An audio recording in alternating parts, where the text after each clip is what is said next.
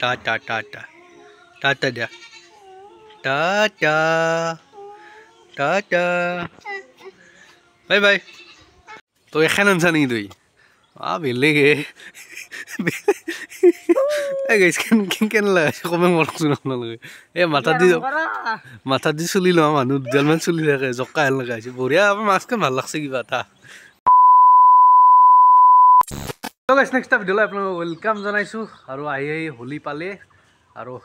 এতিয়া মানে হোলীৰ ভিডিঅ' বনাম আৰু এইকেইদিন আৰু যিহেতু আমাৰ ইয়াতে মানে হোলী হয় আপোনালোকক দেখাই আছোঁ ক'ত কেনেকুৱা ধৰণৰ প্ৰস্তুতি চলি আছে আমাৰ ইয়াতে আপোনালোকক দেখাইছোঁ তো ব্লগ গেছ ভিডিঅ'টো আমি পলম নকৰি আৰম্ভ কৰোঁ ব্লগ গেছ টাটা দিয়া টাটা টাটা টাটা টাটা টাটা দিয়া টাটা টাটা বাই বাই আৰু গেছে এইটো হ'ল আমাৰ মানে ঘৰটো আৰু ইয়াতে মানে আমাৰ যিহেতু এইটো মন্দিৰ হয় সত্ৰ এইখন আৰু এই গোবিন্দপুৰ সত্ৰতে মানে দেউল উৎসৱ হয় প্ৰত্যেক বছৰে হয়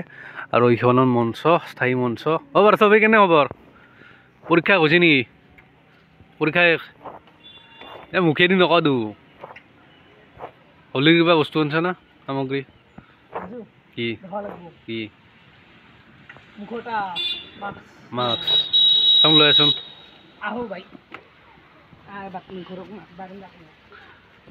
তো এখানে আনছা নেকি তুই বেলেগ কেন লাগাইছে কমে মৰকচোন আপোনালোকে মাথাত দি চুলি লোৱা মানুহ দুডালমান চুলি থাকে জকা হেন লগাইছে বঢ়িয়া আমাৰ মাছখন ভাল লাগছে কিবা এটা দে গৈছে দে এখান দি মানে হোলী খেলবি এইবাৰ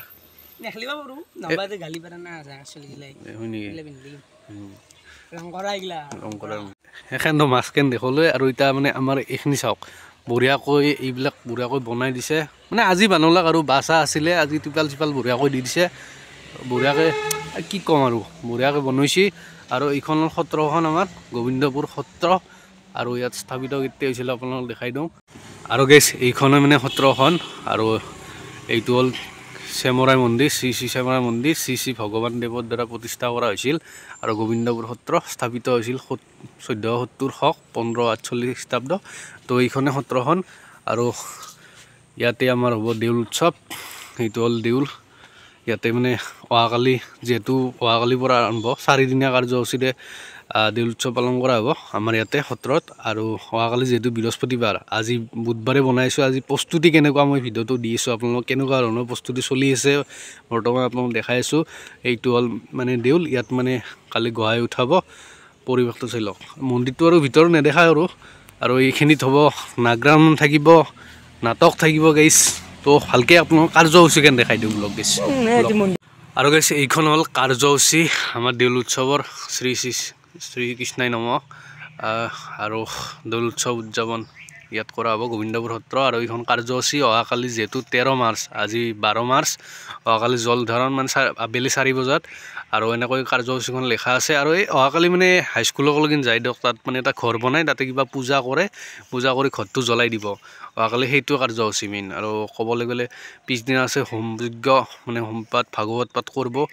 আৰু নাম প্ৰসংগ চলিব আৰু দৌল গোবিন্দ ফাকু প্ৰদান 14 তাৰিখে ফাকু দিব মানে গহেক ফাকু দিব আচলতে আৰু চাই লওক আয়তীৰ এনেকৈ আৰু আয়তীৰ নাম প্ৰসংগ আৰু সিদিনা আছে তৰুণ কাকতি এখেতে মানে নাম পৰিৱেশন কৰিব নাগ্ৰা নাম বা এটা চাৰিআলিৰ পৰা আহিব আৰু 15 তাৰিখে আছে এইফালে চাওক 15 তাৰিখে মানে বিশেষ কাৰ্যসূচী 15 তাৰিখে সেই থাকিব নাটক থাকিব পগলা মানুহ আমাৰ স্থানীয় চেমৰাই নাট্যগোষ্ঠীয়ে মানে পৰিৱেশন কৰিব নাটকখন আৰু এইবিলাক চাওক নাটকখন 8 বজাত আৰম্ভ হ'ব পগলা মানুহ আৰু আপোনালোক চাই লওক মানে আহিব আপোনালোক সকলোকে মানে নিমন্ত্ৰণ দিলোঁ ইয়াৰ পৰাই আৰু 16 তাৰিখে শেষৰ দিনা হ'ল খুৱেৰী বৰপেটাত যি খুৱেৰী উৎসৱ হয় সেইদিনা আমাৰ ইয়াতেও হয় তো